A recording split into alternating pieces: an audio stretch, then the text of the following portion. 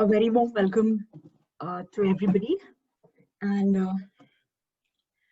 I am just at loss of words. It's early morning, insanely morning, and it's Sunday. So I think I should not take much of your time and I should just start. So, I will just take few minutes to run by a small anecdote which will make complete sense here. And before I do that, I hope all of you are well because it's a very strange time we are living in. I just hope everybody is well and their family members are also well. Please take care, everybody. So I am going back 8 years down the road, and it is precisely 1st of April 2012. I'm anchoring the IEEE event, Abhivakti, and I'm backstage with my co-host Himanshu. The speaker on the stage was addressing the student body, and you know what? I turned towards my co-host and tell him, it will be such a proud moment to be given a chance to talk to our juniors and share our stories. My dear friends, that happened 8 years ago. When I got a call for this session, my heart made a triple somersault. A big shout out to the technical club members for inviting me to share my journey with all of you. Friends, I have roughly 30 minutes in my hand, and I promise to make a difference to each and every individual present in this Zoom session. I have one small request from each one of you though. I will ensure I do not make you sleep, and you also ensure that you keep me on my toes right through, which effectively means that I want to make this session an interactive and an engaging one. Before I come to the crux of my talk, I'll just take 2 to 3 minutes to rush you through my roots, because my journey did not begin at the IT Meshra Patna campus. My actual journey began in the rural setting where I grew up with my grandparents. It isn't a fact that I was born a brat, but I became one since I was living away from my parents, and I spent most of my early childhood with my grandparents. Truly speaking, I had a ball of a time. I think in a way that took me away from my studies. And it took me to the world of sports. I also think I became an odd individual. I was the only girl in that domain of sports, which was filled up with boys, and yet I was there competing with them. The professional assistance in the form of sport coaches offered by my school, Notre Dame Academy, was instrumental in enhancing my sports skills. I won under 14 and under 16 district and state level chess championship. I was selected for interstate basketball championships. And then tragedy struck in the most humorous form. One of the coaches appointed by my school made a call to my dad.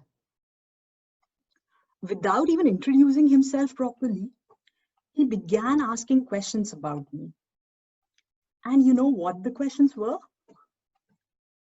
When do I wake up? What do I eat? Etc. and etc. You can very well imagine what my father did next. I was shunted out from every sports discipline that I was enjoying.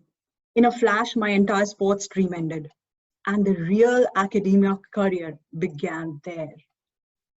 Possibly, I'll try explaining it in detail as to how it made the difference in my life thereafter, and that description will be in my book. So I'm working on my book. Do read me next year. It will be out by then. For now, let me share the screen and start the show. All right. So the title of the talk, as you can see, is From Research to Innovations. And This is precisely the title of my blog page as well. So you're most welcome to go and take a read. I have done this on purpose to ensure that you get my first takeaway message loud and clear. And that is, according to me, sticking to research is the first step towards innovations. Let me start by talking about a zigzag yet focused journey. I think it's a zigzag yet very focused journey. And I like to call it a journey that began from physics in lecture hall 2. I clearly remember that lecture hall, and I clearly remember the physics classes. And it has converged to a PhD in Silicon Valley. I have just started at UCLA like 2 weeks ago. So yes, it has converged in Silicon Valley. And here is the outline of my journey across countries and continents, which I think most of you are aware with. But still, in a very short, brief recap, I would just like to go through it. And I started my journey from BIT Patna, as most of you know, moved to Singapore for 9 months of coursework, then relocated to Germany, precisely Erlangen, for my master thesis dissertation and internship, moved to Munich for 6 months of industrial work in a consultancy, then moved to London to work in Semtech. From there, I relocated to Davis, California, in pursuit of my PhD. And I'll soon be relocating to the dream city, Los Angeles, to start my PhD again. I'll talk about it, why and how it happened. So this is the outline for my session. I'll be talking about the navigating aids during my undergraduation, which are precisely listed as, so I've categorized them as spot potential mentors, explore the uncharted territories, build impactful profile, and then listen to your heart. The next I'll cover is what most of you are interested in, and that will be the application to post-graduation abroad. Next I have is the crucial final year. I will talk about it in detail, and then I will share my career trajectory at a glance. And lastly, living the dream at Silicon Valley. So as I mentioned, the first navigating aid is spotting the potential mentors. And I think the following set of people on the screen, some of them who are still in BIT and some who have moved out, have had major impact in changing the course of my professional career through their intellect, presence, and acts of kindness. And all of these factors are equally important, believe me.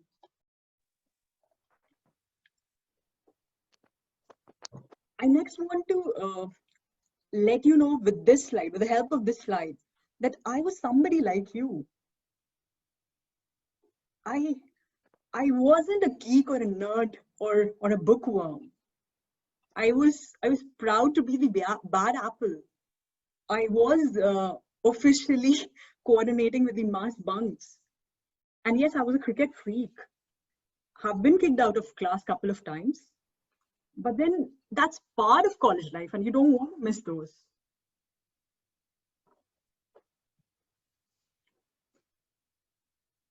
I think the bottom line should be, you don't have to sacrifice your wonderful college years. It's never going to come back. So all you need to do is maintain a balance between stupidity and sincerity. That's what I just wanted to put across you through this slide.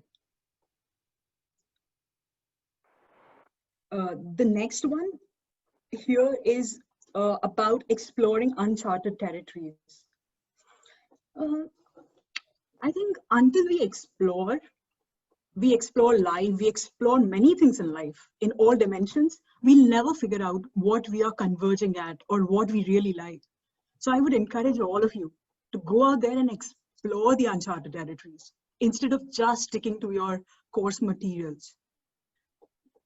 So back when I was in my undergraduation, I participated in quite a few global contests, and I was really, I would say, I was really blessed to have been featured in top 15 of those.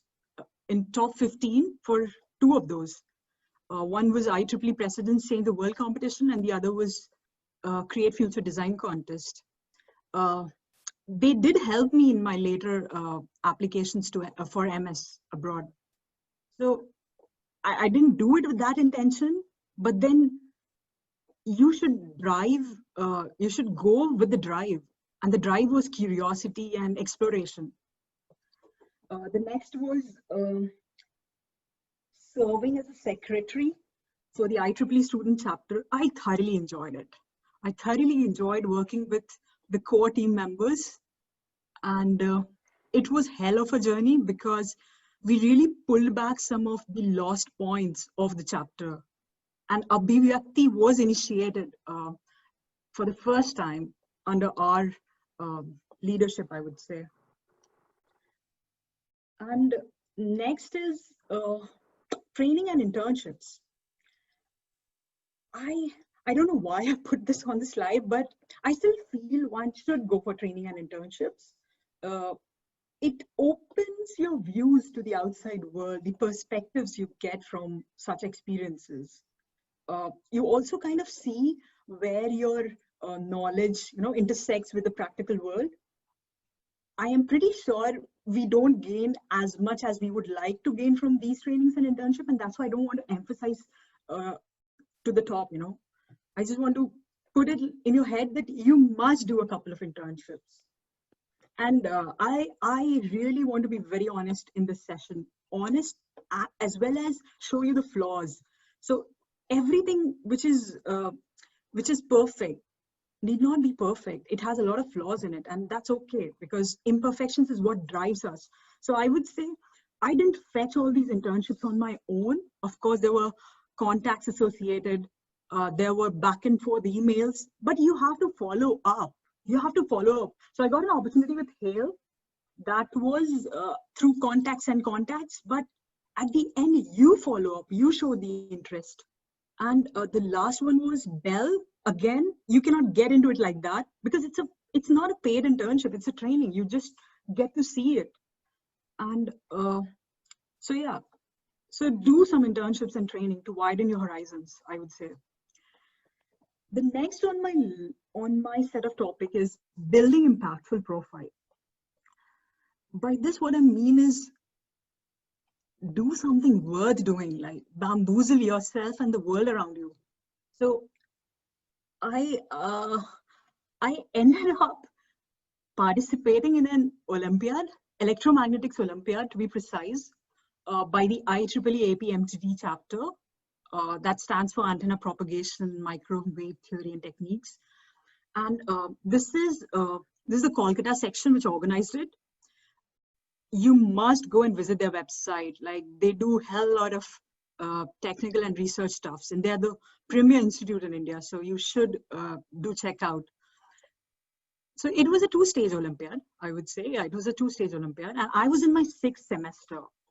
And by that semester, we had just begun reading the electromagnetics course, like not reading, studying the electromagnetics course. So I was not familiar with microwave engineering and electromagnetics as a whole subject. Of course, I had the basic requirement in my during my physics classes in the first semester. But then I go on to get selected in the top 10 of the first stage of the Olympiad. So what they did is they shortlisted 10 people, and then they sent those 10 people to the camp. Now, what was this camp? This camp was basically a camp at Kolkata section. So you stay there for 5. Okay, two key things. I was the only third-year student in that camp, and everybody was fourth year.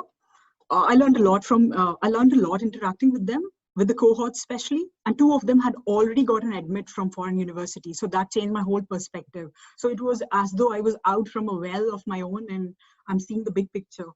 Then I was I was quite determined to make it count, and eventually I was given I secured a second rank, and the cash prize I won was quite a decent amount. So it helped me, write for my GRE and TOEFL exams back then.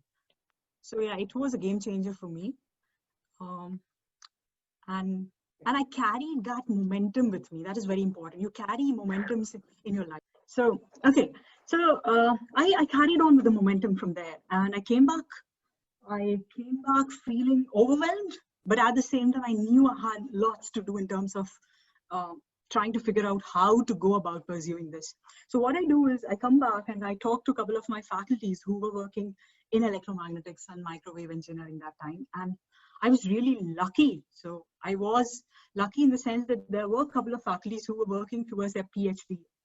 And I wouldn't shy away from taking the name because Ghazali sir, who is not here, who's not here with us at BIT, he has moved to Ghazali sir is here.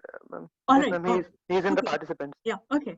Hello, sir. Yeah. So, yeah, sir has been very kind in actually figuring out what my requirements were. So I did talk to him. I tried to tell him, like, I want to do this and this is how I want to go about. And he actually guided me that there must be some research publications if I want to pursue a master's ahead. So I worked with him and I worked and we did publish. So these are the list of the conferences we managed within like 6 or 8 months, because I think 6 months to be precise, 6 or 8 months, because I didn't have the luxury of time. So I was already at the end of my 6th semester when I came back, and I just had, not end of 6th semester, mid of 6th semester. And I just had like one more semester to apply to foreign universities. So yeah, we had to rush through things and he was really kind. The other thing was during that electromagnetics Olympiad camp, while I was there in Kolkata, I had missed my mid-semester. So it collided with my mid-semester exams. I still remember I was ready to take that, but then I knew I would suffer in my CGPA and that wouldn't help my cause either. So there again, my most dearest and respected mentor, Shairuddin sir. So he actually helped me with the administrative stuff, and I was allowed to write all the 3 mid-sem papers which I missed on one day. So in a way, I didn't really end up having 0 on it, and I did decently well. So that was one thing, and so I move ahead, and then I also, to build on to the impactful profiles, I also participated in a couple of contests by the National Instruments, Texas Instruments, IBM. I think you should just be in lookout for those. It's not like you do it because of some intention, you do it out of curiosity. And what happened with these contests is like, I learned a lot in terms of, not in terms of technicalities much, because that is up to you to explore, but I also learned how to work in a team, like how to work in a team and how different people with differences in attitude and opinions can sometimes jeopardize a whole endeavor or can just take it from nowhere to somewhere. So I had mixed experiences in all these 3 and I learned from there. Next, the most important one I would say is listening to your true inner calling. I think I have mostly been guided by this. And if you just pause for a moment and think about where you are, you will realize that most of the time we are having this tussle in our head. And that tussle is between our head and our heart. Like the brain says something and the heart says something. So what my brain started suggesting me was, I already have a great profile in electromagnetics and microwave engineering now. I have the Olympiad. Saying great is over the top, but I would say it was decently strong. So I had the Olympiad, then I had a couple of papers, and that too published in IEEE Explore eventually. So I was like good to go, and I had a decent CGPA. So I thought this might be the roadmap to Ivy League colleges in US. But then that very semester, VLSI subject came into picture. I don't know what happened, but something did happen.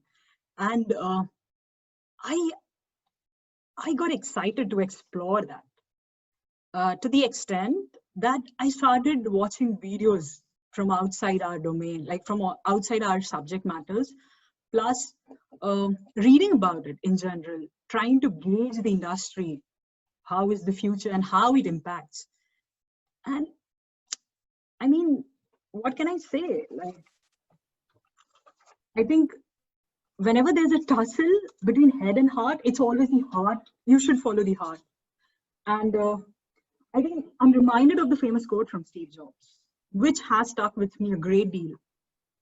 Like, have the courage to follow your heart and intuition. They somehow already know what you truly want. And everything else at that point is set.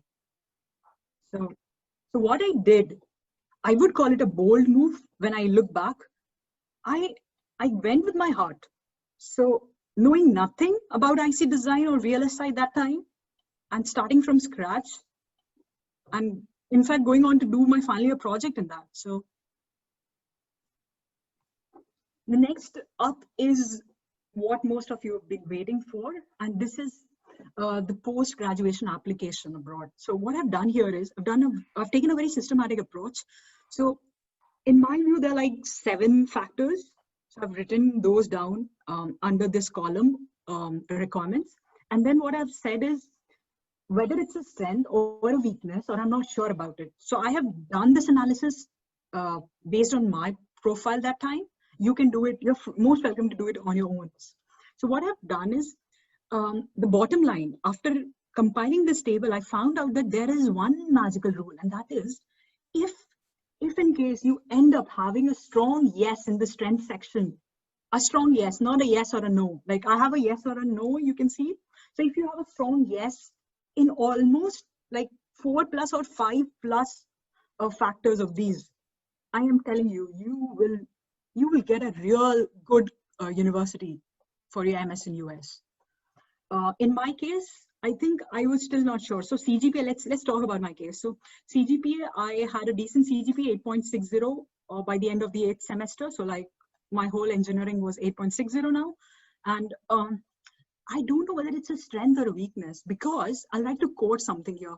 So I thought it's pretty much good. It's decent. It's strong, but I'm not sure, because when I interacted with my German professor while I was at Singapore and Germany, and I asked him that I would like to work in his group, he asked me, what was your undergrad CGPA, if I may know? And I remember telling him very proudly, it is 8.6. And then he says, oh, sorry, then you don't qualify for my group. So yeah, I don't know. I think the takeaway message is that the German universities, they are solely focused on CGPA because they don't take care about, they don't look at your GRE score. So you need to give them that factor. You need to be above 9. And it's not a generalization I would like to draw. He was the academic dean as well, or I think he was also at a very reputable position in the college. So he had high standards pretty much. But if you go a step down, so probably 8.5 should be decent enough even for a German university. And believe me, this was for TUM, which is considered to be the topmost of the TU9s. So just like we have Ivy Leagues in US, we also have Ivy Leagues in Germany, and they are called KU9s. Sorry, not TU9s, they're called KU9s. And TUM leads those. So don't generalize a conclusion based on what I'm trying to tell you. Collect data, collect samples, then analyze them, and then come to a conclusion. Okay, next is GRE score. So I got a very decent GRE score. I in fact gave it in like 3 weeks of prep, and I got 313 out of 340. It was just decent. So that's why I don't call it a strength. It wasn't a weakness. And it, like, I'm not sure, because they say 310 should be decent enough if you have other things to back up with, okay? So 320 plus 325 is the ideal. You are just bang on target there. So if I would have the luxury of time, I would have just retaken it in one or 2 weeks and I would have just lifted my score. So I think you should take care of that. The next is the research paper. I think that was my strength because I got those published. Again, here I want to say I might just be inclined to say that it is not a strength, because ultimately which field are you applying in is important. So I went on to apply for IC design, and my whole profile was built up for electromagnetics and microwave engineering. So what do you do? So I'm just trying to show you the ironies, okay? Notable achievement, I think I just had one, that was the Electromagnetics Olympiad. So that's why I call it yes or no. And statement of purpose, I think I was clear. I knew what my purpose was, because in the sense I wanted to go to IC design. So that was clear. And that's why I call it my strength, because that clarity will be reflected in my statement of purpose. Letter of recommendation, I have mixed feelings about this, because ideally you would want it from somebody who's right at the top of their industry, or right at the top of their academic career, like very senior profs. So I think we were having like young junior dynamic profs, and it had its own pros and cons. So yes, I have a mixed feeling there. And then compelling story. I don't think I feel I didn't have a compelling story, because here I was trying to sway away from microwave and electromagnetics to IC design. And I was not blessed like most of the Americans are, like, to realize my passion at the age of 10 or 8. I think it took me a while. It took me a while in my 20s, like not while, like it took me early 20s at least to get through this. So yeah, so these are the indicators. Next what I talk about is, okay, I'm sorry, I need to point out this, that these indicators are only applicable for master's program. Do not go and extrapolate these indicators for your PhD, okay? I will talk about that later. The next is senior or final year, which I think is the game changer. I really sacrificed. So I would say I ended up having a sainthood life. Like I completely shut down myself from all the celebrations going around me. Like finally, what do? You just chill out. You hang out with friends. You attend events. So once your job offer is sealed, definitely. But then I was adamant I didn't sit for any job offers, because I didn't have the luxury of time. I was working on my paper. I was working on GRE. I was working on the semester stuff, like the mid-sem, the end-sem stuff, and whatnot. I was also working on the IEEE event. So yeah, I didn't have the luxury of time, and due to the society we live in and the parental pressure, the peer pressure, once I applied to the respective universities abroad, I wanted to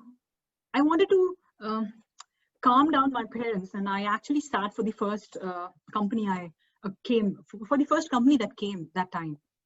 So first company that came that time means when I was ready to sit for the job placement interviews.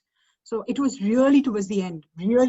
So almost everybody had got placed, or at least in CSE, everybody had got placed, but EC people were still waiting for some core companies to come through. And that's why I sat with Ericsson, I got the job offer, 3 rounds done, and then that's it. Close the topic there. So now let's talk about the post-graduation offer. As I said, I'll be really honest, because I need to show you the flaws involved in my decisions, in my actions, and how I've learned from them. So I was ambitious.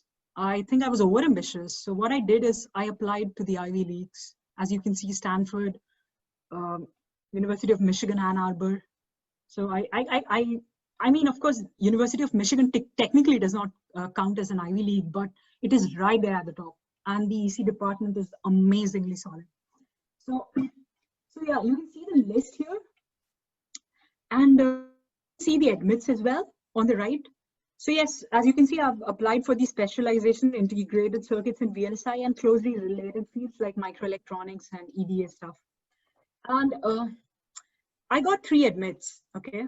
I think perhaps Texas A&M was the best choice for me, and I would have gone. I mean, that is a very good university in electrical engineering.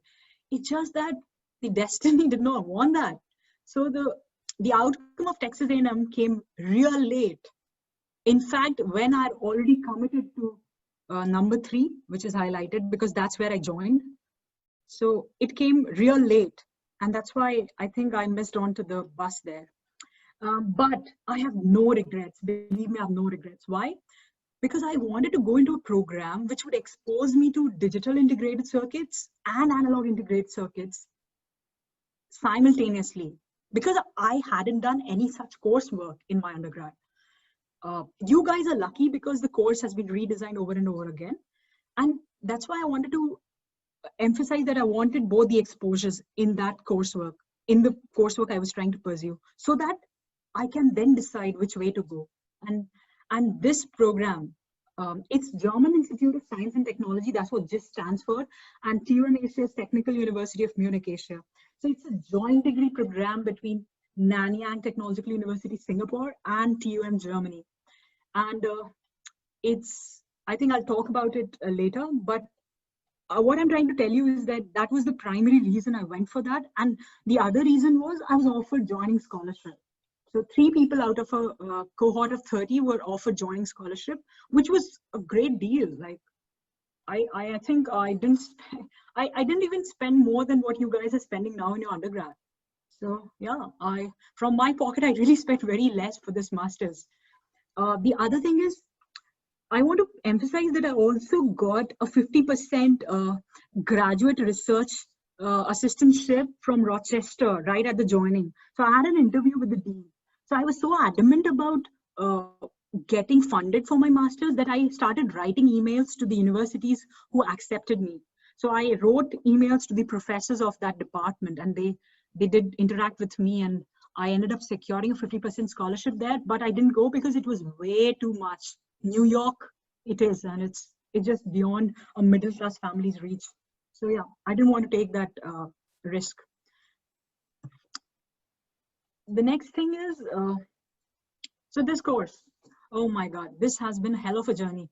So this course structure was super fast paced, extremely, you can say, extremely grilling. Like, if I share with you that each of the courseworks we did, so there were total 18 courseworks in a span of 9 months, and each of which we did were, like, they lasted for 2 weeks. So it was that extensive.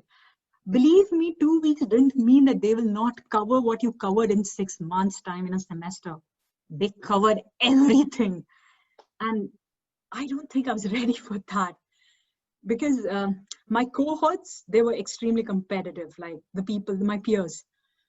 People from Tsinghua University, China, the premier institute in China, from there they had come. And people from NITs from India, Surat Kal, Trichy, I remember a couple of faces.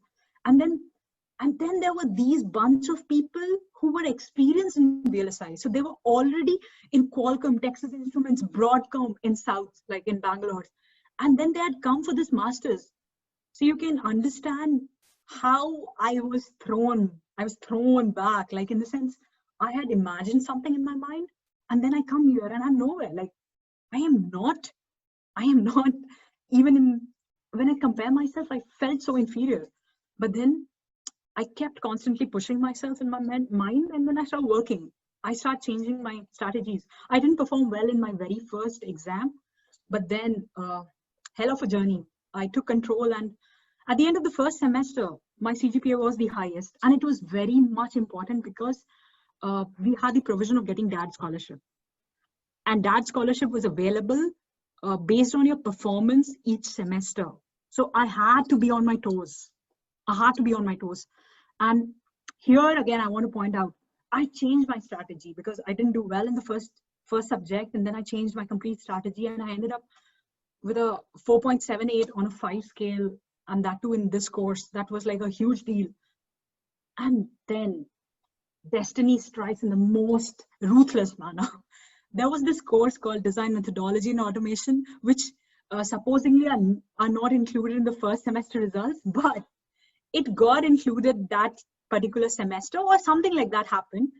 And for I don't know for what reasons, the whole class had performed very bad. In fact, I got a very bad score, and my whole CGPA got pulled from 4.78 to 4.32 or something. And then I was no more the highest CGPA holder in that first semester. So I lost my dad's scholarship.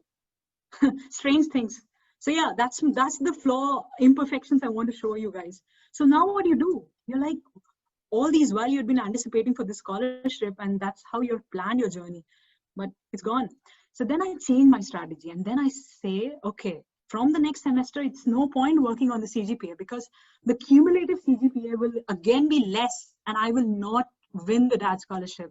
So what I did is I stopped working hard for the CGPA thing, and I started working on my deeper insights and concepts to crack the interviews, because I wanted the paid internship and the master thesis, which was mandatory actually. So, and during this time, when I started spending time with myself, through videos, NPTEL videos, through EDX Coursera videos, because in 2 weeks, what will you learn? You cannot learn everything. You have to work hard on your own. And then I will share what I did. So the companies I've listed here and the research institutes. So my resume, I had applied to these and I got a call because of my CGPA. So that's why I say CGPA is important to get you the first screening. Please do not underestimate it. So yeah, the first 2 interviews, I did not clear. Definitely. And it's part of the deal. Failures are bound to happen. I learned from those. I just decided not to give up. And I said, okay, let's see the next one. So the green box, the companies Infineon, Broadcom, and Intel, the ones in the green box, these were the companies in Singapore I cracked the interview for, got an offer letter. In fact, I did not sign because somehow in my heart, this was not making sense. I was like, I want to go and experience a research institute. I've been craving for that since I met those profs and NASA JPL scientists. And so here, I'll tell you the story. What happened is I go on to this professor of mine who had come from TUM, like the one who actually said, I do not qualify in his group because I don't have a CGPA of 9. So I go on to talk to him, and he had come for his class. The first day itself, I think I ended up talking to him, and I said, Professor, I'm interested. I'm intrigued by your work, and I'm interested to join your group as a master thesis student. So then he shuts me down by saying, you don't qualify because I don't have a CGPA of 9. And that's when I did not accept a no to that answer. I came back home. I was like, this doesn't seem right. So there has to be another way to make him say yes. So what I do is I'm on my toes with that course. And that course is called Simulation and Optimization of Analog Circuits. And believe me, it's not circuits. It's mostly maths, like heavy mathematics involved.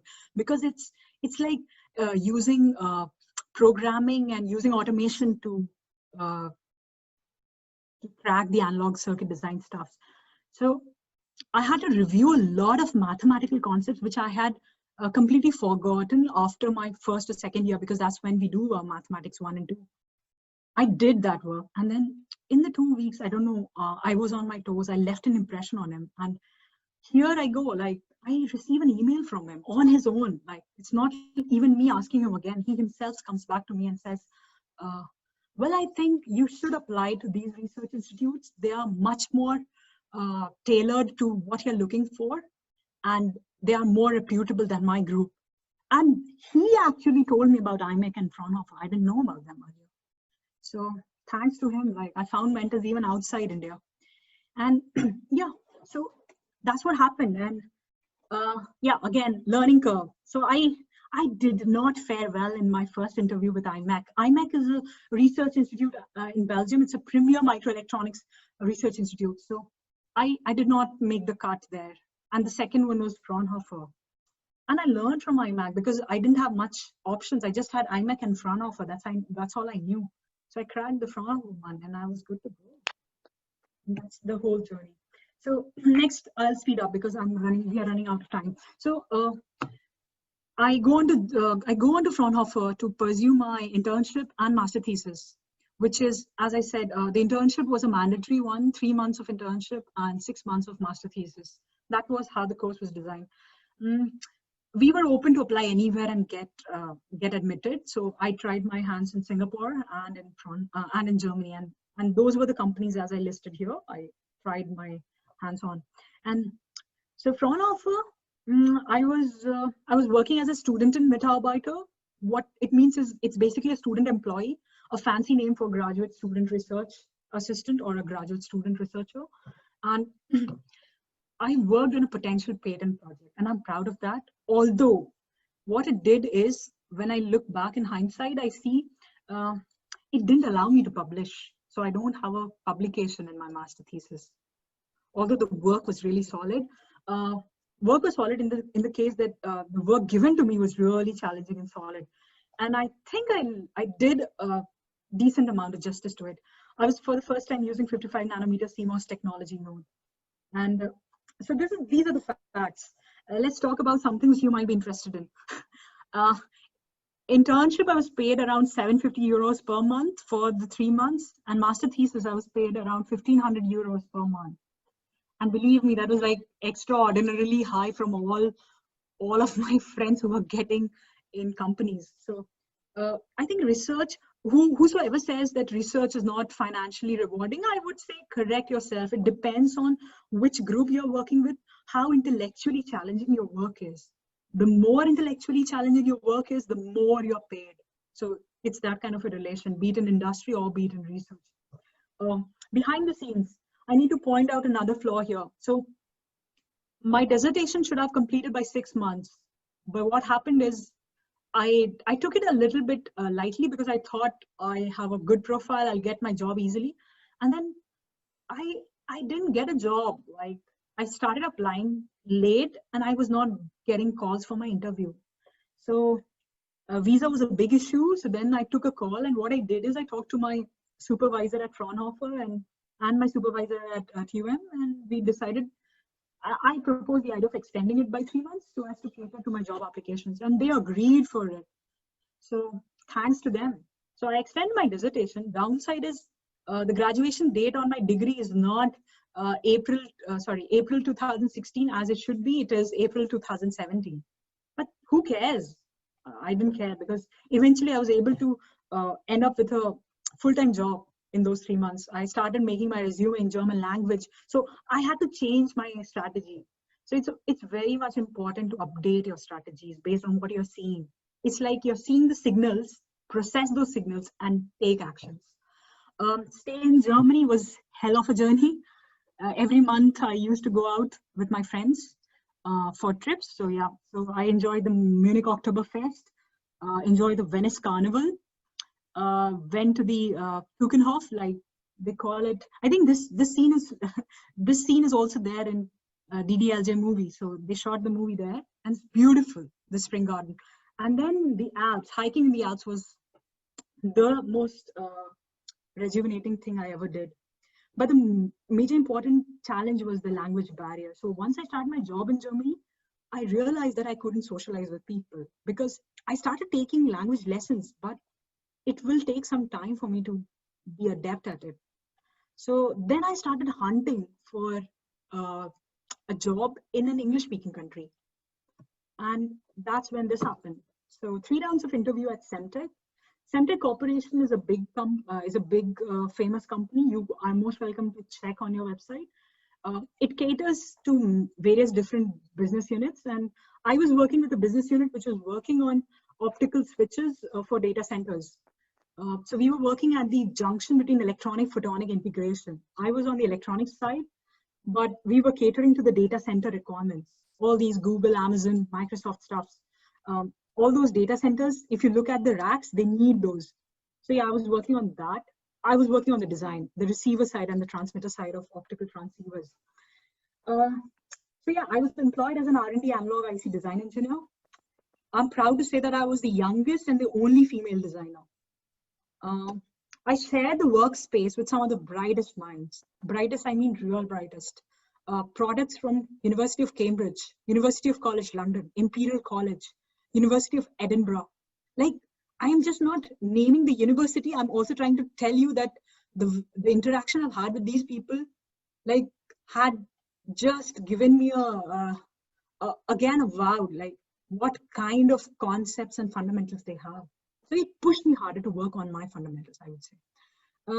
In a very short time, I obtained a very high rating, and my manager and my design team, which was very small, was very happy with me. So I was constantly given good challenges, and I got the opportunity towards the end, I think around January 19th to August 19th, to supervise an incoming student intern from Imperial College. That was hell of an experience because I was also working on my project concurrently, and I had to find time to supervise, understand his project. So now I was on the other side where I could relate how my supervisors used to feel when I used to interrupt them with questions. So I had a wholesome experience there. And now behind the scenes. So I found a true mentor and a friend in Mark Kimber. He was the product definition expert of that business unit, Signal Integrity Products Group of Semtech. He was at a very high position, and we bonded very well. So what it did is, we always had conversation going back from office to our home. We used to walk down. So I had conversations, and that gave me a glimpse of the things happening around, the emerging technologies in electronics, photonics, because he was constantly traveling around the world to interact with the customers and then the design team. So in a way, that friendship gave me the whole view of the world through him. I did face ethnic slur at times. I wouldn't go deeper into it. It's just, I did face that. And then the stubborn patriarchy. All these designers were above 50, like eight members of the design team were above 50. And we had 9 members, so I was the 9th member. So they had their own idiosyncrasies involved, but then I would weigh down that I learned a lot from them. So eventually I indulged in a lot of massive open online courses when I got the time after work. And yes, I realized that my learning curve had started to flatten it out, because it's in some way was becoming repetitive.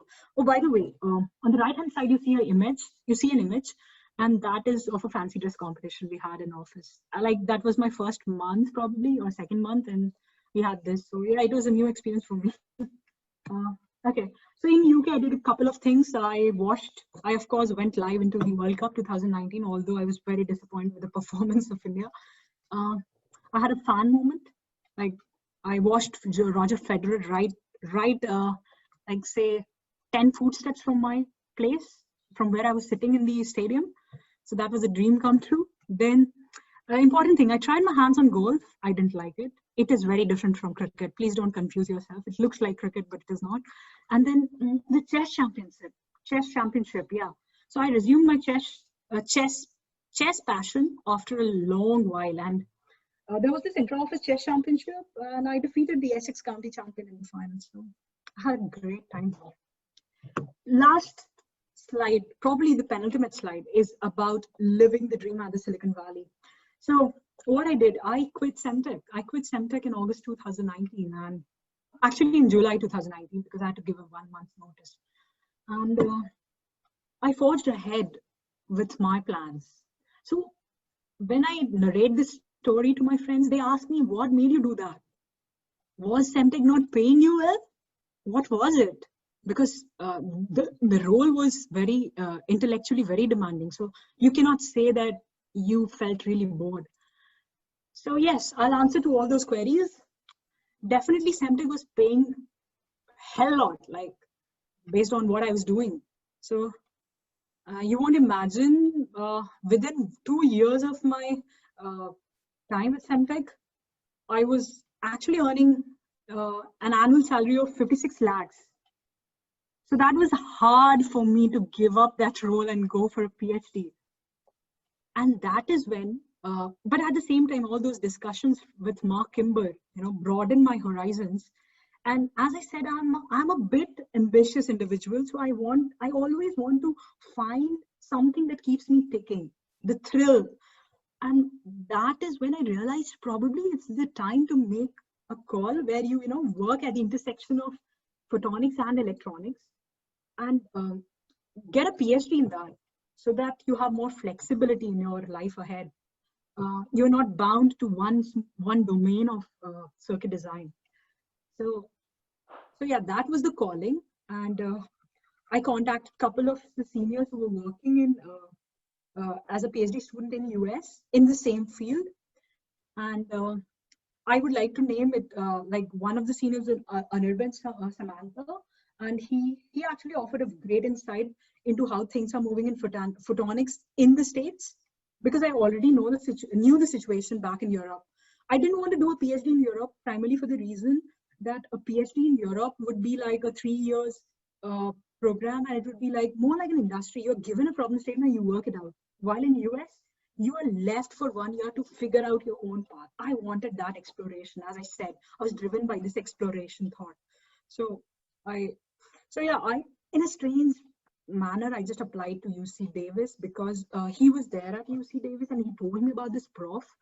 And when I checked about this prof of his, he was a big name in that field. So I mailed him. I just mailed him out of nowhere in 2018, I remember, when I was really bored to death and I was like, I need to take this call.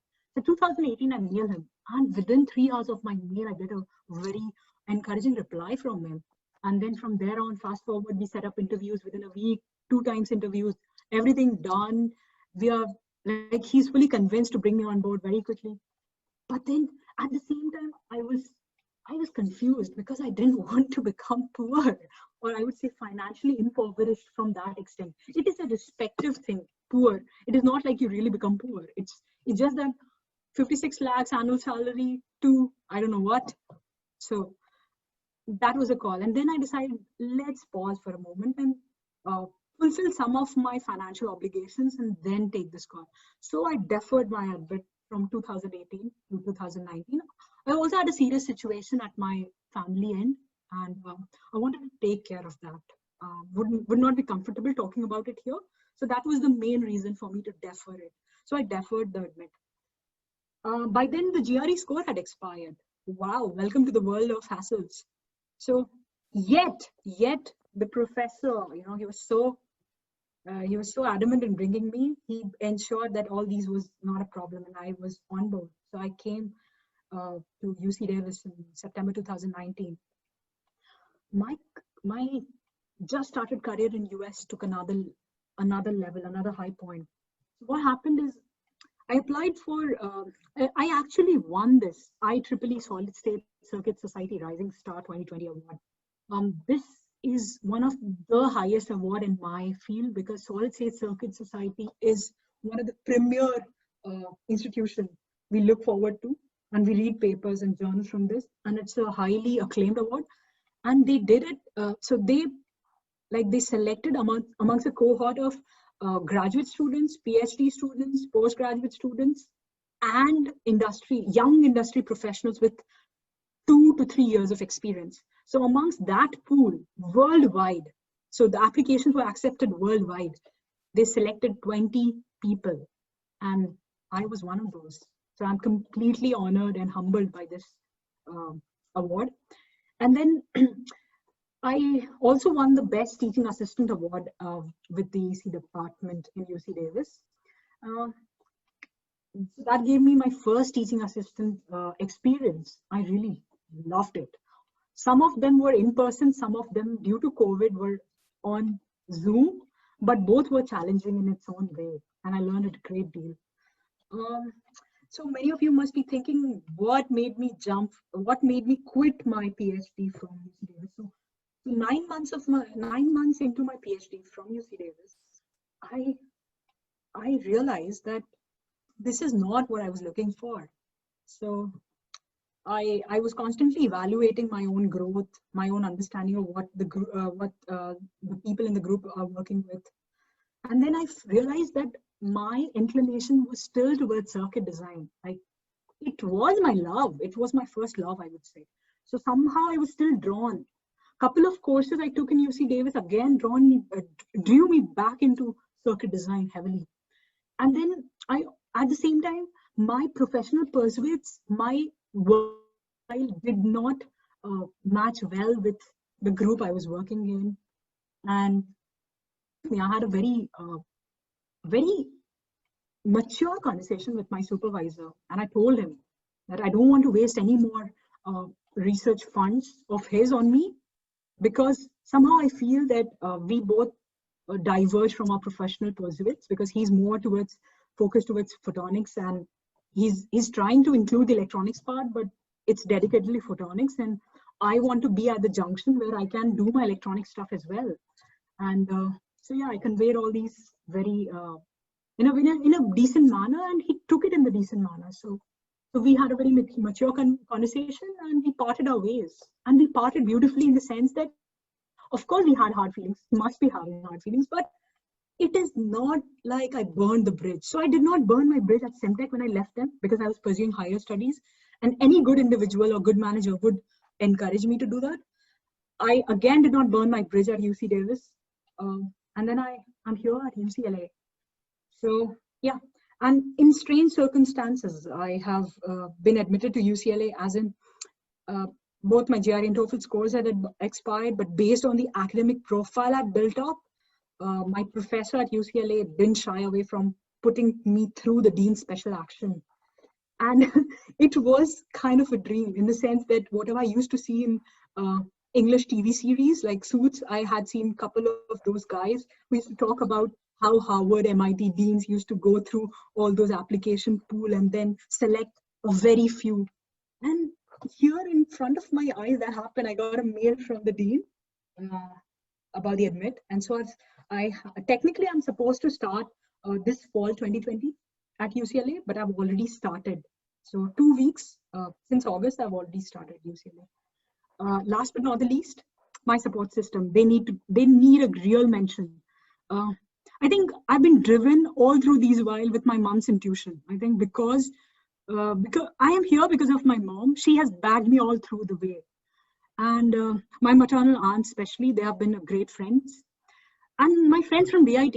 So I really want to emphasize on this. So you see a picture here, right, on the screen. This is my friend, core set of people.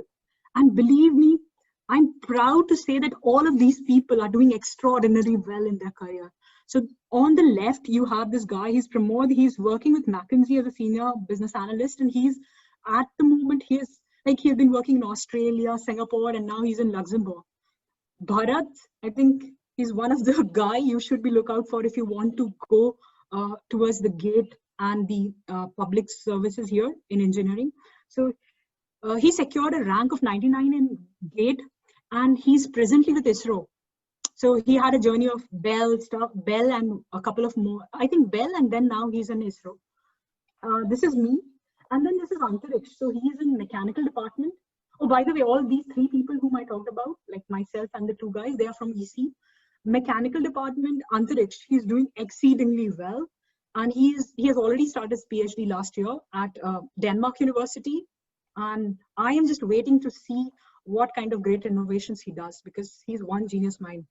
Swati, he did her master's, she's in CSE, she did her master's from Delhi Technological University, and she's doing exceedingly well in a job. Ankur, he's in London. He's working with an IC design company, and he's thoroughly enjoying it. Shubham, he has been all over the place, like Bloomberg, and now he's with Quantum Black as a machine learning engineer. So he's also in London. So yeah, these are my friends, and I think I had the luxury to spend my undergrad time with them. So thanks to all of you, and thanks for patiently listening to me. I'm open for questions. I know I've exceeded the time by a lot, so let's see what. Ma'am, would you like to have a 5-minute break, or we can start right away? No, I think people must be waiting for their dinner time in India probably. So let's just go ahead with the questions, because I've already exceeded. Yeah. If any of you want to ask any question, please use the raise hand function. It would be there somewhere, and we'll unmute you and you can ask your question.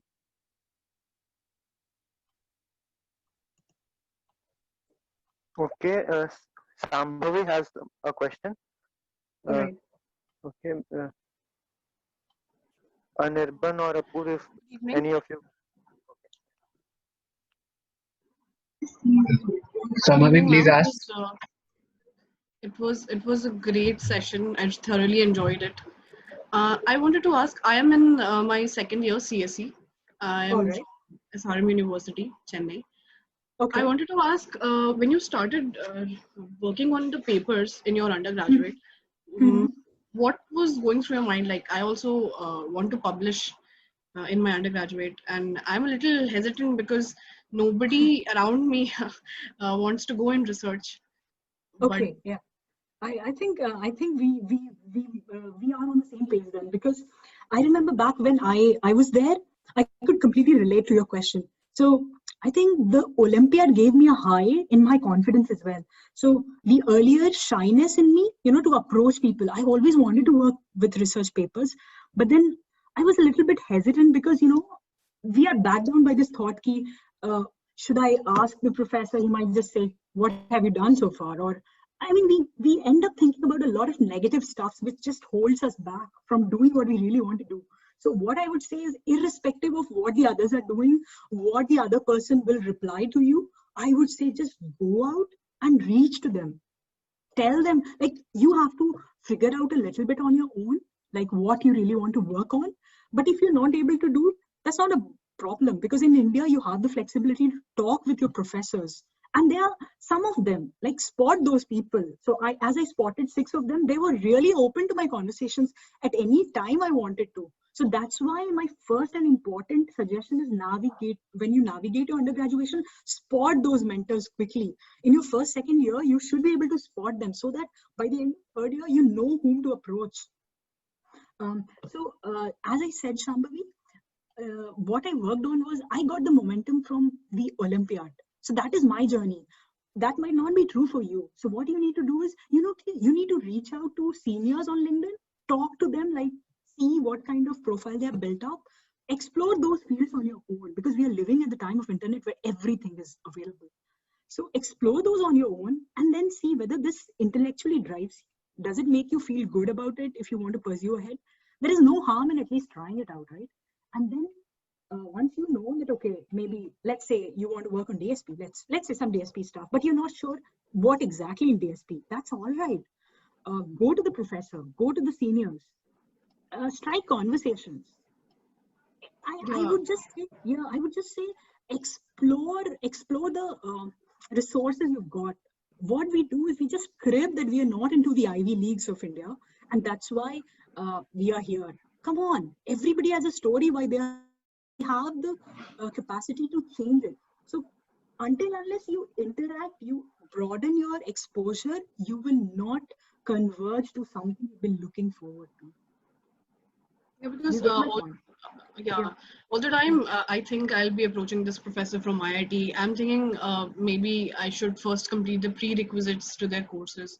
That is what Okay. is Okay. That is what is putting you back. Okay. So yeah. on that, what I would say is, uh, on that note, I would like to say is, uh, you must be able to weigh. So right now, wherever you are, at whatever position you are with the exploration bit, you kind of know whether a professor from IIT will say yes to you or say no to you based on the inputs you have received from your friends or your seniors around. So you kind of know in your heart or head that you might get a yes or you might get a no. So if it's a no in your head, then what you do is, you park that idea of approaching to professors from IIT at this point.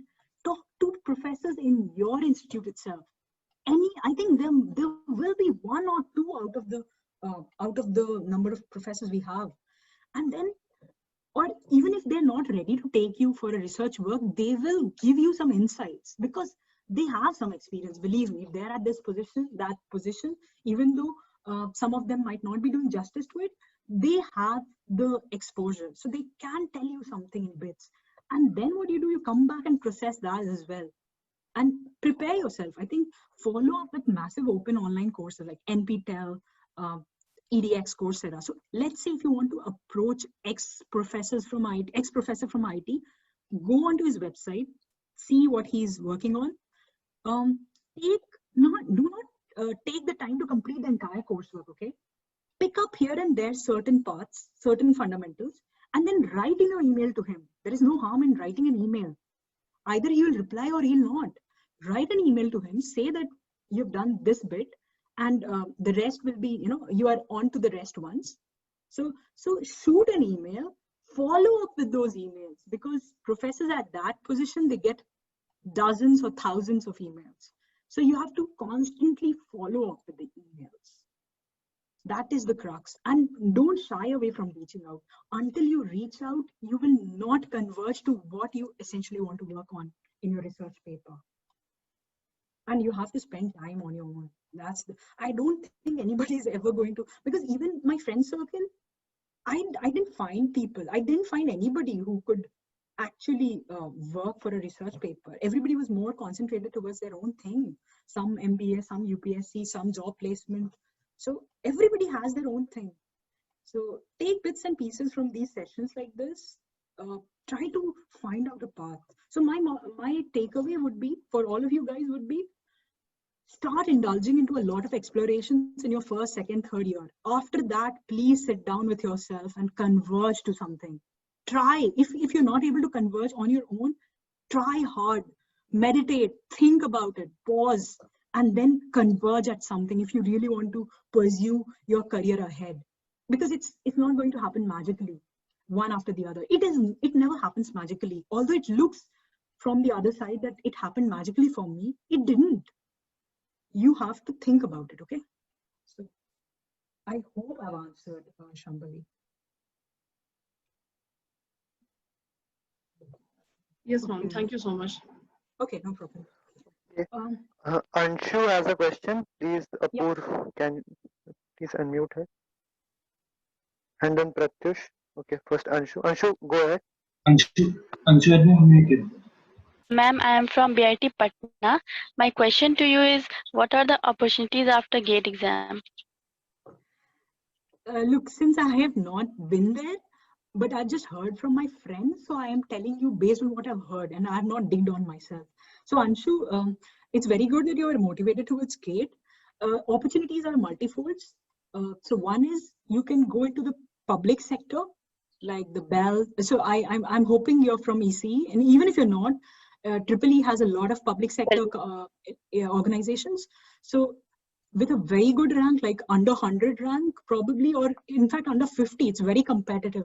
So you can get into public sector, and that. If that is what you're looking for, well, there are people who look for that kind of a job. So great.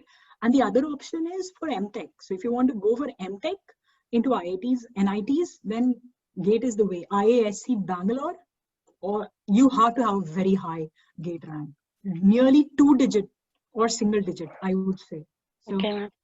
think about that. But I think because a number of IITs have opened up, and I think there are chances that you should be safe enough even with top 3-digit ranks in GATE. So Thank you, ma'am, for such an inspiring session. thank you. No problem. Okay, Pratyush has a question. Okay. Yes, Pratyush, go ahead.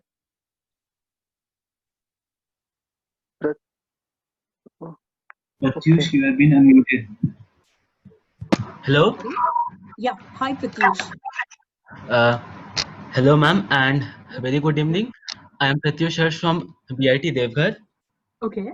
Uh, so I have some questions like what are some scholarships that are available for Indian students to study abroad, and what is the weightage of GATE score if we have to apply at some German universities like top TU9, and what are their GPA requirements? As I said, so I'll go in the chronological order. The GPA requirements, as I said, is very high. So I would suggest 8.5 above is great to go. Or I would also say above 8 is also good to go in some cases. Although I was turned down for not having a 9 CGPA. So that was a special case. So you have to see the stature of the professor. And then I think 8.5 makes sense. So around 8.5 should be good. The other thing about GATE score, which you asked me, the GATE score does have an impact. I am not sure how, because when I applied, I didn't have a GATE score. So I had my CGPA, my research, my GRE score. But they do mention on their website that they do look for GATE score. So it's like a substitute for GRE score for the US. So they might just, if you have a lower CGPA and if you have a good GATE score, it might just compensate for the thing. And believe me, KU9s are really good in like German universities are really good. Two benefits: you don't pay anything out of your pocket from if you study in Germany. So the education tuition fees taken care of. But the downside is you really need to be well versed with the language. If you are not, it will be troublesome. I am telling you, it will be troublesome. So prepare on that front. So I answered 2 of your queries or 3. Pratish, did I miss anything? Or you're good to go? No. Okay. Okay. Hope that answers you. Oh, you wanted Okay. scholarships. Okay. Yeah, Scholarships, I yeah. remember. Yeah.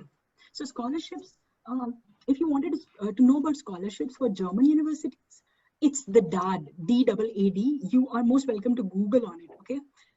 And I think that is very prestigious, and that covers a lot in terms of your living expenses. Mostly it is given to top researchers, so you really got to back it up with good research profile. And the other is like Marie Curie fellowships, but those are for PhD students in Europe. So it's a very prestigious fellowship. Um, I think most of you must be inspired to go to a PhD program directly from undergrad if you have a good backup as in terms of research profile. But if you don't, I would always advise you to go for a master's before a PhD. Regarding US scholarships, if for masters you really don't get scholarship. It's only the stipends which you get from on-campus jobs like teaching assistantships and research assistantships, which which professors cannot confirm you on mails because they need to interact with you in person. They need to see you how you work. So that's why it's like a gamble. Like if you know you're good, take the lead. If you have doubts, don't take. So it's as simple as that. Okay. Thank you, ma'am. No problem. Uh, Thank you. Ma'am, Shruti has a question, All right. and Apur. Okay, Shruti, go ahead. Hello, ma'am. Thank Hi, you for Shruti. such an interactive session. Okay. I am currently in my second year in SRM Chennai. Okay. I'm from CSE, like CSE Big Data, but I was not from a computer background. So you Okay. talked about Okay. how you felt inferior, like how to Yeah. overcome inferiority complex. And I also Okay. want to go into research. Like I want to publish a paper, Mm-hmm. and I am working towards that. Like you mentioned, so I am looking at websites of professors and doing what they are expecting me to do. Wow. But that inferiority complex, like I am currently doing the essay and all those subjects in CSE, but that feeling is there that I'm not from a computer background, and all people around me, they have done so much, so many courses, and I totally relate to it. I so think that. yeah, okay. I think it will more be like a more tips, this is not technical, the advice which I'm giving, but I think it's very helpful because your mind can play a lot of stuffs in your head. Your mind can just devastate you completely, or it can make you rise. So what you need to do is you need to tame your mind. There will be inferiority complexes, no doubt about it, because like if you are the best, then probably you're not learning anything. So you should get rid of that complex as soon as possible, and that itself requires a process in itself. You cannot one day just sit and listen to one of the motivational speakers and say, okay, from today onwards I'm not going to doubt myself, I'll be all in. It doesn't happen like that. Please start giving positive affirmations to yourself every now and then. Just like you keep on texting or checking your mails or messages in this world of social media, please start giving those positive affirmations to yourself. Write down, customize your positive affirmation on a sheet of paper. That's how I did it. So I write down, like, lame example, but true. So right now I'm fighting with this project here, and I know absolutely nothing about it, and I've been thrown onto it. So every morning I am writing it down on paper. Like, this is my best chance. I have to learn it from scratch, and I have to do it very quickly. And nobody else can do it for me. So if you kind of send those positive affirmations to yourself right at the start of the day, or even whenever you have time, it's not like morning, but morning does have power. Constantly keep yourself surrounded with motivated individuals. I think sometimes what happens is if you're surrounded by less confident people, you tend to be in your own shell, getting into your shell. So everything is in your mind, because at the end of the day, if you look at any individual who has made it there, I think the best example is Sundar Pichai. He didn't have a background in computer science. He had a background in metallurgy. How did he navigate? Ask that question to yourself. I mean, he's the biggest inspiration probably for people who do not have background in CSE and yet they are in CSE, just read about him. Constantly remind yourself that you have one life and you will just get this thing out from your head that you are less than anybody. So I particularly feel you need to give positive affirmation to yourself. I hope I know this is not practical, but like I cannot give you more practical reason. It has worked with me, so that's why I'm trying to tell you. When you write with your hands those statements which I just told, what happens is the sensory nerves, it gives another kind of a signal to the brain. So when you're writing, it means it's a concrete thing, you are meaning it, and that brain subconsciously starts thinking on those lines, and the universe out there starts to receive your affirmations. Yeah, so that's what I would do if I would be you. Okay, ma'am. How many more questions can we take, ma'am? If you could tell us. I think let's keep it for 10 more minutes, and then I think I would have done justice with the 20 minutes of Q&A. Okay, so 10 more minutes, guys. Yeah. Okay. Navneet, go ahead. Navneet has a question. Okay. Good evening, ma'am. Good. Good Okay. night. Okay. I'm sorry. Sorry. Good evening to you. Yeah. Sorry. It's morning for me. Yeah. Good evening. Okay. So I have a question, and it's pretty different from a research field. I actually want to know that what should be the high time when one should like should be 100% sure what he or she wants to do after the undergrad. Like right now, I'm entering my second year, and I'm in the CSE branch. So how should I decide that what do I want to pursue? And because sometimes I think like so sometimes I think like I can pursue an MBA, I can pursue an MTech, or I can just do a job. I can think of a startup. I have like very I have minds in every path. I cannot decide a single path. And what should be the high time also that yeah. Navneet, I really appreciate your question. I think you put it up so well with what most of us face during those times. I think firstly, I will congratulate for being an ambitious individual, because if you're not driven, if you're not ambitious, you might not be thinking about all of this, right? So you are constantly getting like, should I do MBA? Should I do research? Should I pursue job? That's because you're driven. You want to do something out of your life. So that's the first step. Good. Now this is the confusion bit. So the next step is to clarify, like to bring to clarity what you want to do. And for that, what you need to do is start eliminating the things, because it's very hard to spot one at the same time because you're not exposed to all of those. So what you can do is you can start eliminating. Elimination process works. So the high time which you're talking about, I think I did not emphasize well, but I did mention in my talk, what you should do is please explore all possible uncharted territories while you are pursuing your semesters. So first, second, third, fourth, fifth. I would say fifth semester. Until fifth semester, indulge in all sorts of activities. Of course, not jeopardizing your CGPA or your academic standing, but balancing it out. But indulge in sports, indulge in debates, indulge in case studies where you get to know how MBA world operates, indulge in technical paper presentations where you know the research work, indulge in hosting IEEE events, do all sort of things. And then after fifth semester, switch off from all those stuff. In your mind, switch off, like limit your activities now. You start to eliminate. Fifth semester as in third year beginning. I think that should be the high time. Because if you don't do it from there, it will all get spilled to the other semesters and then you'll be in a tussle. Jo job mil gaya, usi mein khush hai, ya fir whatever is coming across to me, I'll just take up that. You don't want to be doing that.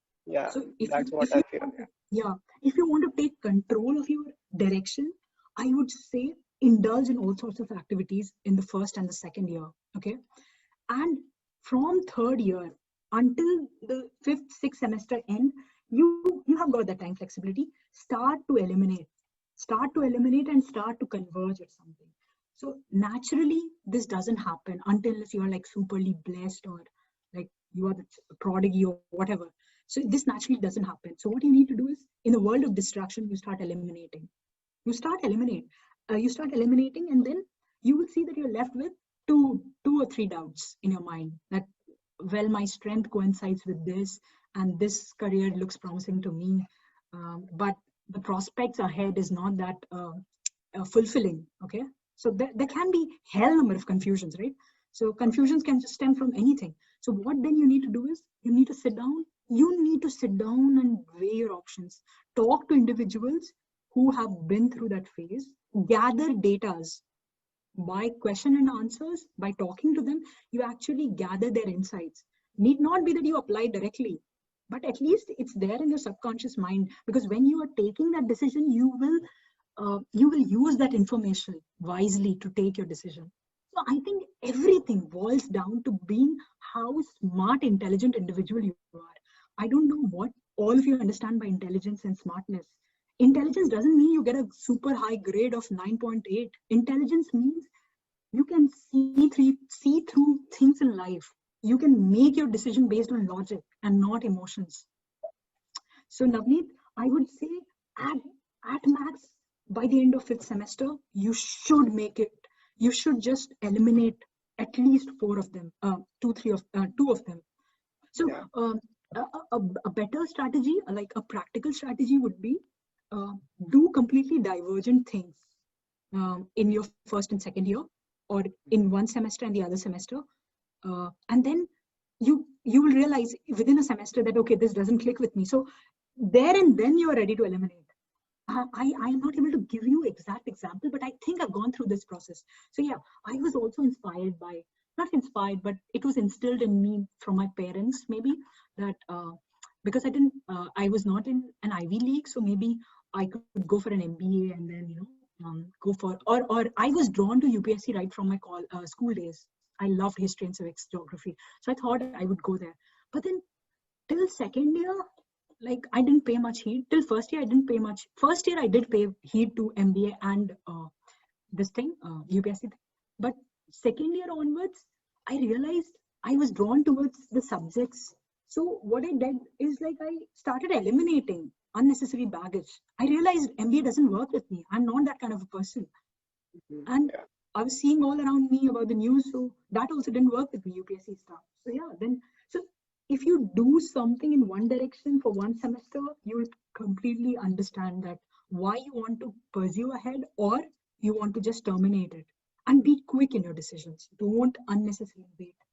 So if you see my trajectory, I went for a PhD in silicon photonics thinking that this is what I wanted. And then I realized, no, my first love of circuit design is calling me back strongly. I took some time. I didn't do it like out of the spur. Okay, one fine day I do this. No, I constantly evaluated my situation, my thinking. And in the span of 9 months, I took the call. So I think 6 months should be a good time to take a call on any decision. Should not exceed further, because we are running short on time in our lives. Right? So good. Okay.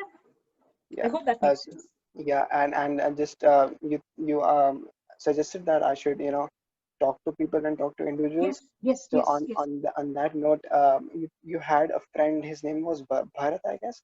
Who was working in ISR. Yeah. So just can I have his full name? I'll just try to search him.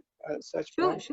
So I will send I'll send a message to the technical club members about Bharat's details, and probably he should be invited by technical club members. Then I think this is a shout out. Technical club members, reach out to him. I'll give him a heads up before you guys reach out. But then he should come for an event like this. That would be very, very comprehensive. Then okay. So. But going to Navneet's request, I will send the contact details of Bharat to you guys, and you can share it with Navneet. Okay. But only after I talk to him that he's ready and he has the time. Exactly. Okay. Exactly. Yeah, sure. Thank you, ma'am. Ma'am, we have only 2 minutes left, so we can have only one last question. Okay. And Nidhi wants to ask a question. Nidhi, please go ahead. Yeah. Very warm welcome. I'm on behalf of TCC and VIT Patna. You don't know how honored I am feeling right now. But as you said that you are very ambitious, and that's exactly what happened. That's what exactly is with me. I am interested in writing research. I want to even secure my job. But the most thing that I am interested in is for higher studies. And NTU, after researching that you have done from there, it just make me driven. So, but since we are not very lucky to have very great GPA, BIT Patna, but what can be the options after GATE and how should I manage my time? Because there are like many things, no? We have to manage, we have to look for our placement section, we have to look for our competitive exams. Then you said GPA is very important. So I am baffled among all this. So kindly guide me. Okay, Nidhi. Uh, first of all, yeah, Nidhi, I did hear about your efforts yesterday when I talked to the team members. So great work, and I will try to answer. I hope I can answer. I can do justice to your question because looking back, I do realize that it was baffling. It was overwhelming because there were so many things on one's plate, to take care of. What I would do is. I would be very cautious with the way I spend my time throughout the day. Very cautious. Like I told you that I entered a sainthood period in my final year. It was a sainthood period. You can go and talk to probably the faculty members who knew me that time well, or my friends. They will tell you what kind of lifestyle I led during my final year. So I was out there exploring everything in the first 3 years. And then after the sixth semester, I switched off myself from all those. So this is what I'm trying to convey. Please instill in yourself what is the priority at that particular time.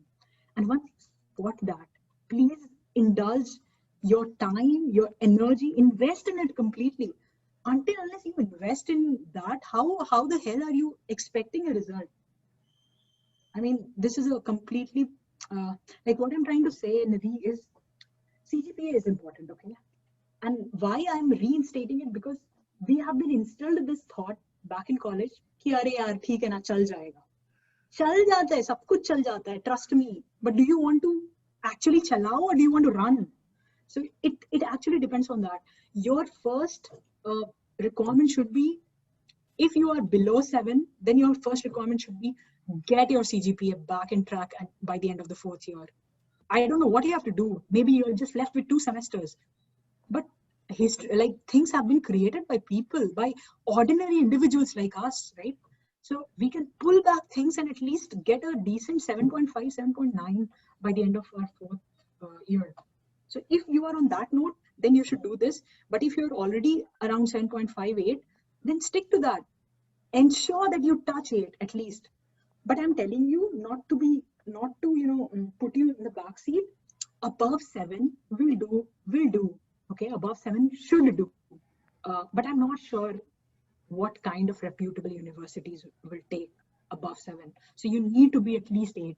That's what is more important. Now, if you are at least 8, then you want to showcase your other strength points. And that would be like, as you said, your GATE score, your GRE score. So I would say you are in 3rd year, Nidhi. Am I correct? Yes, ma'am. Yeah, you've just started your 3rd year. So that means you have 2 years, okay? And you have to go sit for placements. You have to write for GATE. And you are also motivated to apply for NT, right? So that means you're carrying with yourself 3 boxes. 1 for masters abroad, 1 for GATE, like opportunities in India. And then the last one is job placement, just to pacify and more, ma'am, like research paper I have do interest, but since many people are not around myself with whom I can connect, GATE I'm interested because I have not enjoyed my college life yet, and I just want to do something extraordinary which makes me different from my community, but I even want to do something which make me useful for my community, for my area, for my life, like you have reached. So yes. Wow. I mean, that's so very beautifully put up, and I admire your confidence in putting it up so well. So what you should do then is, okay, then what you should do is, so let's not take the cribbing aspect of it. Like, let's not take about any negatives. We are where we were meant to be, actually. Everybody has a story behind where we are at this point, okay? So if you accept that fact, and then you start to think about life, it will be a totally different ball game. So now, if you accept that I am at the best place where I was intended to be, like due to whatever happened in my past, I am here and this is the best place for me right now. I can rise from here. That's the first thing. And how you can rise from here, build a community on your own. If nobody is working, you start it. Who has stopped you to utilize the avenues or the resources present in the college? And probably, look, to go short a distance, you just want to be with you and work with yourself. But if you want to go and travel far, then you want a team altogether. So at this point, I would say you want to make things for yourself, and that's a short-term goal, Nidhi. So you can actually concentrate on yourself, start eliminating the distractions, start writing down your goals, like what you want to strongly achieve by the end of third year. Break it down. By the end of sixth semester, what do you want to achieve? By the end of seventh semester, what do you want to achieve? And keep constantly track of those. So I don't have any set methods, whatever works for you. But the whole point is you'll have to work it out, not only in terms of studies, but also in terms of gathering resources and information, how to navigate. And that's why I put this talk where I said, I'm giving you tips how to navigate through your college life, right? So use the mentors, explore the territories. I think you've already gone past that stage because you're starting your third year. So you've done all that. Now I would say is the time to consolidate, eliminate the distractions. Like figure out, okay, you really want to get a good rank in GATE and get a master's acceptance, then you should just terminate all other activities involved and instantly start dedicating your time and energy in it. So my point is, as Malcolm Gladwell also says, like if you invest 10,000 hours in something, you become good at it. So what I would suggest is start investing time and effort in a very channelized manner. And you have to be intelligent. Nobody will come and help you. You have to seek out, reach out, right? And most importantly, you have to reach out with precise questions. So if things are not precise in your head, the answers which will come are not precise. So if you tailor your question very precisely, then the answers will be more practical for you. Do you get my point? Yes, ma'am, I got that thoroughly, and yes, I agreed.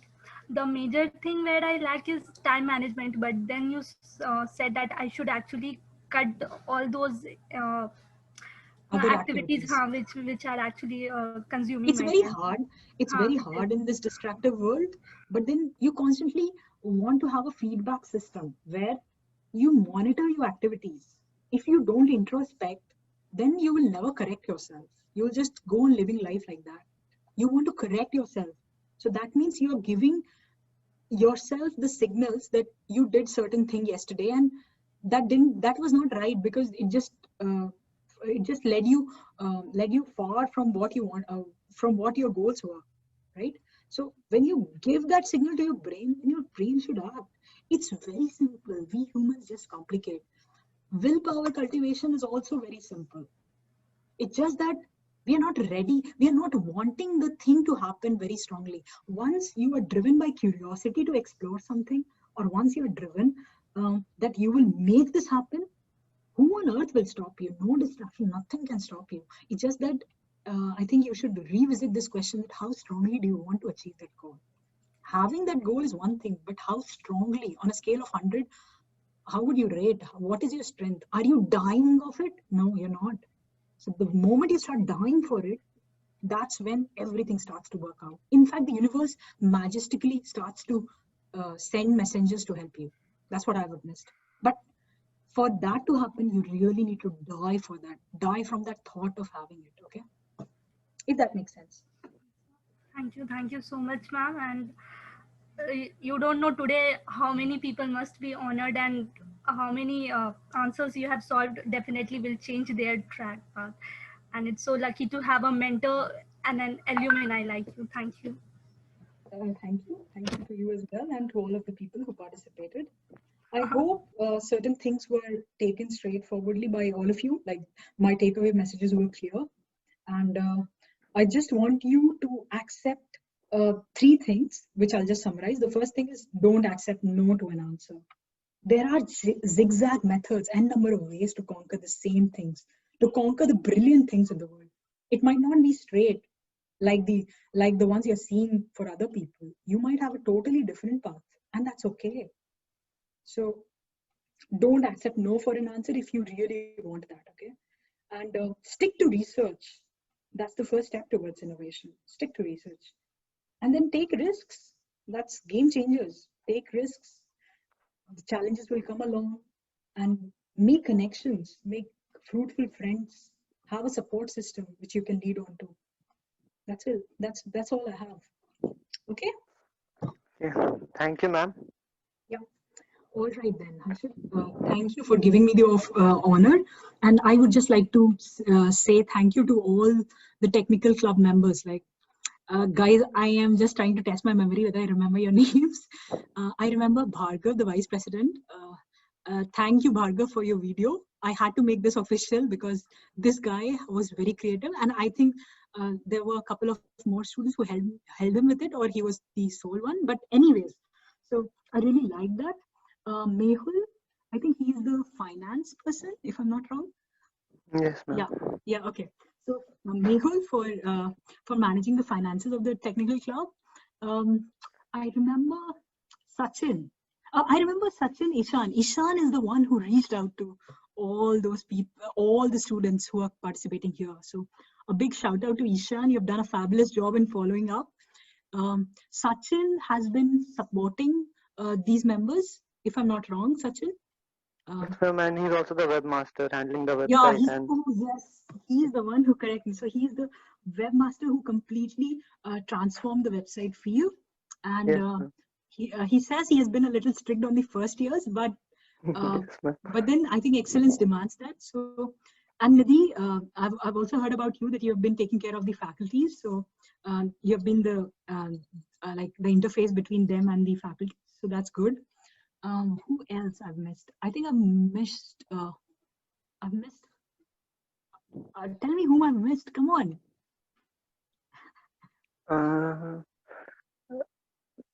Ashish, ma'am. Ashish was there. Yeah, I thought Ashish and Anu Shank, I guess.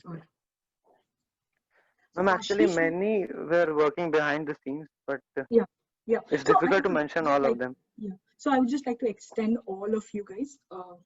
I think you did a fabulous job, and don't bog yourself down with the nuances, with the nuisance created by those people. The nonsense stuffs happened in between. That did take me off, but then it's bound to happen, right? People will like, people will dislike, people will show their anger, so it's fine. And I think we handled it pretty well. So great job, guys. Okay. It was very sporty of you. I was a bit terrified after seeing that, but ma'am, you handled it very well. No, it's all right, and that's good. That such challenges will come up, and we'll explore other Zoom features, right? So there was a learning in disguise. Okay. Yes, ma'am. Okay. All right then. I take your leave now. Have a good good late evening and good night to all of you. And I hope I made your Sunday productive. Bye bye. Thank you, ma'am. Thank you very much. Bye.